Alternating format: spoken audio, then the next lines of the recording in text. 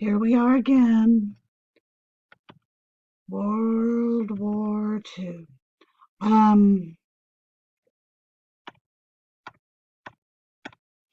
Crazy stuff going on.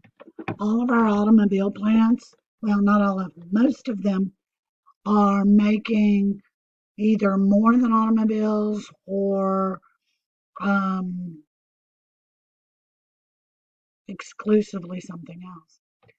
In the year before we entered the war, 3.8 million automobiles were made in the United States. In the next 5 years, 3.8 million automobiles were made in the United States. Why the same number 1 year as in 5 years?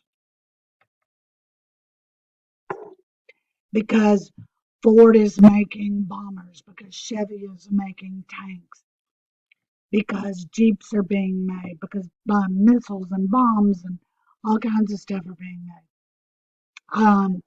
Our scientific establishments, both private, industrial, and military, are working on radar and sonar. There is a story, it may be apocryphal, about an older man who had worked in kind of a Schindler-like place and realized that the Germans were months, maybe weeks away from perfecting radar, and somehow escaped on a quest to get to Britain and warn the British. Because radar, if the other side doesn't know you have it, wow. African Americans, like everybody else, generally supported the war. They hoped for more rights, better place in society. Because of the war, when the war was over, they were upset because FDR had more or less promised to desegregate the military and then did not, which is why Philip Randolph, you remember him, here he is looking a little older, a little thinner, but he's the guy that was the head of the Brotherhood of Sleeping Car Porters. He is still very active with African American unions. And he is upset with the president. He calls the president, he writes president, he calls Eleanor, he writes Eleanor. And FDR's like, no, no, no, we can't do this, we can't do that. Randolph says, that's fine, we're going to march on Washington. And FDR's like, oh, crap. Washington is a Jim Crow city. It's not the metropolitan hub of all that is wonderful that we wish it was.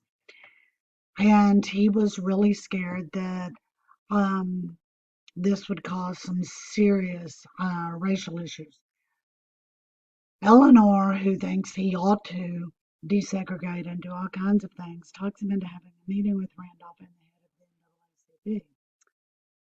They meet and they draft the Fair Employment Practice Commission, which said if you make things for the U.S. government, you're making money off of us, you have to be open-handed, you have to be fair in your hiring and your assigning of roles, and we will investigate discrimination. There is no enforcement mechanism to this. This is an executive order, and luckily, most places don't realize that there is no enforcement mechanism. They are inspected or they get a very stern letter in the mail, and so a lot of African Americans get opportunities that would never have gotten. Sure, you can go and train as a welder, as a mechanic, as an electrician, but if nobody will give you a job, or that the only portion of town you can work for is in the African American part and you can't work for other people, then you're held back, your career, your opportunities are stagnant. And once these opportunities opened up, it was really a good thing for the Black community. There's a large migration of African Americans from the South to the North looking for work, just the way there was during the First World War and just the way there was right after the Civil War. Native Americans. I feel like I've talked about code talkers before, but maybe it's because I've made these videos 97 times at this point. Um, the Navajo language has never been written down. It is a spoken language only, and it's very, very limited, and it's used to the Navajo people that exist in a couple of states in the American Southwest. And somebody goes, aha, we have an uncrackable code. So we not only go through the troops asking, hey, who speaks Navajo? We actually go into the reservations, the tribal lands, and we recruit young Navajo men to fight in the war. They become our radio operators. They are our code talkers. A Navajo on one end of the communication and a Navajo on the other can openly talk about anything they want to. Troop movements, battle plans, anything. Because there's no code to be broken. There's no A equals 2 and B equals X, Y, and 1. It can be done. Every code talker, though, had his own personal bodyguard. And this is twofold. It is to protect this guy at all costs. But if you can't protect him, you kill him. And as horrible as that sounds, if one of these guys, and they did know what they were getting into, if one of these guys is captured, then our whole code system and part of our military is exposed. The Zoot Suit riots, these are riots in Los Angeles near the ports between Mexican American soldiers, Anglo soldiers, African American soldiers, and young men who are not enlisting, who are seen to be wasting away their lives, wasting away the materials needed for war. I mean, look at all the materials in these guys' clothing when we're having scrap drives to help make uniforms. There's Rosie. She's been in the back of our room all year, as you know. She is the kind of standard bearer, the symbol of all women that are going out in the workforce.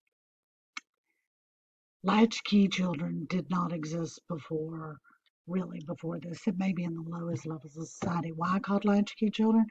Because you wore around your neck the key to your house, and you'd get home and you'd open it up because dad's at war, mom is making bombs, or assembling jeeps, or is the secretary in the Defense Department.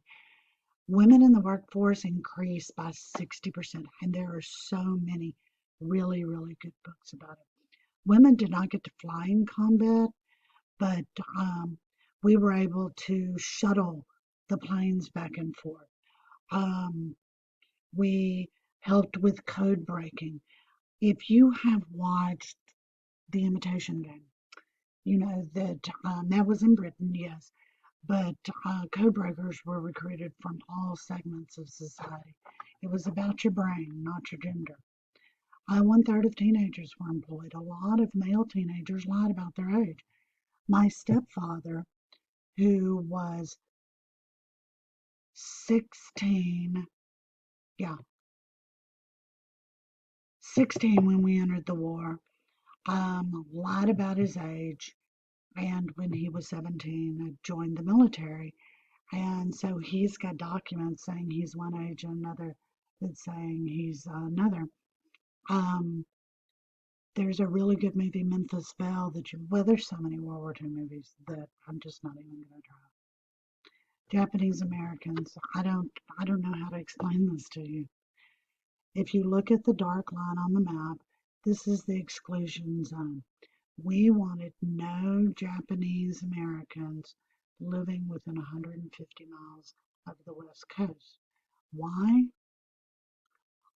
They might be on their roofs with a flashlight signaling Japanese bombers or ships at sea. It was really fantastical stuff. Executive Order 9066 is passed for the relocation by force of Japanese Americans, many of which were citizens, many of which were second or third generation, many of whom had sons fighting in our military. We took them from their homes. They lost their homes because they couldn't pay the mortgage. They lost their jobs because they didn't show up. They lost their vehicles because they could not keep up with the car note. Their kids are pulled out of school. You no longer get to play baseball or go to ballet or bag groceries at the whatever. Um, and they are put in what would have been called concentration camps, except concentration camps by this point, with our government anyway, have a whole different meaning. They're called internment camps. Some had family housing, some housed all the women in barracks and all the men in barracks. Um, there's a Supreme Court case, a gentleman named Korematsu, takes it all the way to the highest court in the land and loses. They uphold the internment camps, saying that it's for the greater good.